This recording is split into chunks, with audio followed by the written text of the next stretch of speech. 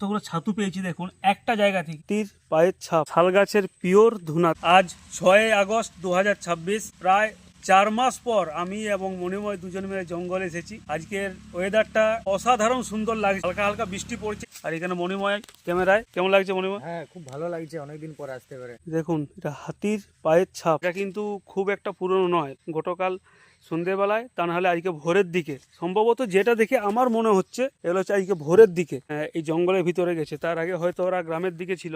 আমার এই পিছন দিকটা হচ্ছে গ্রাম, আর এই দিকটা পুরোটাই জঙ্গল। একটা বিশেষ ধরনের আলু দেখাচ্ছে, প্রচুর ভেষজ গুণাগুণ আছে। এই সুন্দর যে মঞ্জরি বা ফুলটা হয়েছে সেটা দেখছেন কি অপূর্ব সুন্দর, এটা খাওয়া যায়।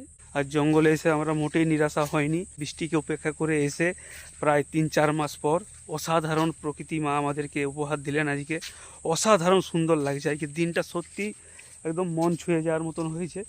আমরা অনেকটাই গভীর জঙ্গলের মধ্যে এসেছি। বন্ধুরা, এটা হচ্ছে শাল গাছের পিওর ধুনা।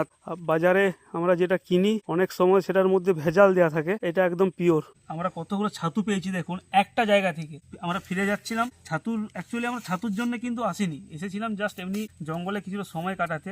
অনেক কিছু সুন্দর সুন্দর আমরা আজকে উপহার পেয়েছি প্রকৃতি মায়ের কাছ থেকে। তার মধ্যে থেকে অন্যতম হচ্ছে এটা মণিময়। আমরা যখন বাড়ি ফিরছিলাম তখন এক জায়গা থেকে জাস্ট এইখান থেকে ও এইগুলো সংগ্রহ করে। আপনারা যদি ফুলটার নাম জেনে থাকেন কমেন্ট বক্সে জানাবেন।